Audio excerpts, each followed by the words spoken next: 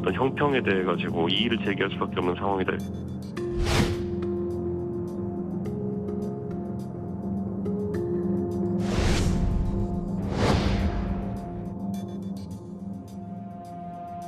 당의 주인인 당원들과 지혜를 모으고 민심을 담아 지금의 혼란을 수습하고 당을 조속히 안정화시키겠습니다.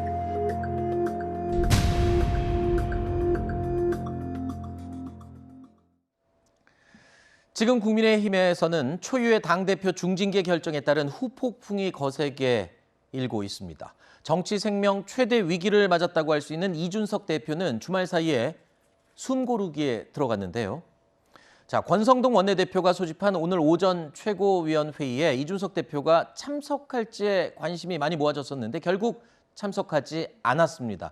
아무래도 이 무리하게 이 최고위원회의까지 나가서 이 마찰을 빚거나 충돌을 하는 것을 좀 하지 않겠다, 이런 분석으로 보입니다. 그럼요. 당내 상황이 지금 굉장히 시끄러운 상황에서 만약에 이준석 대표가 저희 갔다가 뭐 몸싸움을 한다든지 네. 서로 뭐 자리를 주느니 안 주느니 뭐 갑론을박이 나온다든지 하면 네. 그게 얼마나 볼썽사나운 일이겠습니까? 별로 필요 없는 논쟁이겠죠. 그렇죠. 예. 그리고 이준석 대표가 이제 말로 언쟁하는 것은 피하는 성격이 아니지만 네. 몸싸움은 그다지 즐기는 스타일은 아닌 것 같거든요. 네.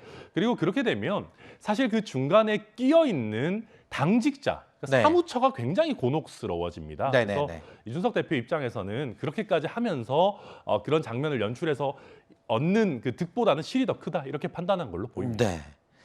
지난 주말에 지인들을 만났는데 다들 앞으로 이준석 대표가 어떻게 할까?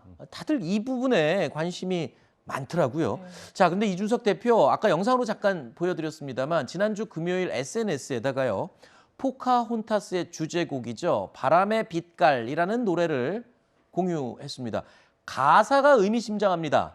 4년 전에도 올렸던 노래인데 이 노래를 재소환한 이유가 뭘까? 이 문장이 가사가 이겁니다. 얼마나 크게 될지 나무를 베면 알 수가 없죠.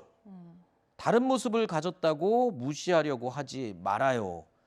뭘 말하려는 걸까요? 본인이 지금 정치적으로 처한 상황이 베인 나무나 아니면 다른 모습을 가졌기 때문에 무시를 당하는 사람, 이렇게 좀 진단을 하고 있는 것 같습니다. 그렇다면 당의 원로들은 이 윤리에서 나온 징계를 일단 수용하고 사법적으로 풀더라도 정치적으로는 한 발 물러서라라고 어떤 권유를 하고 조언을 하고 있지만 저는 이준석 대표가 과연 그 선택을 할지는 상당히 미지수입니다. 네. 이런 휴지기를 갖고 뒤로 물러서는 선택을 했을 때 앞으로 향후 정치인 이준석의 행보에 과연 청신호가 켜졌다고 본인은 생각할 것인지 네. 아마 그런 판단을 하지 않았기 때문에 이런 노래 가사도 본인의 심증을 대변하는 취지로 올리는 게 아닌가. 그렇다면 앞으로 6개월 동안 정말 국민의힘은 자중질환에 빠질 가능성도 매우 높다라고 생각합니다. 일단 징계는 불복하겠다고 공개적으로 이준석 대표가 선언을 했습니다. 그래서 그 이후에 이제 앞으로 어떻게 뭘 할지가 지금 굉장히 궁금한 건데 SNS에는 이제 본인의 심정까지만 공개를 한 것 같습니다만 글쎄요.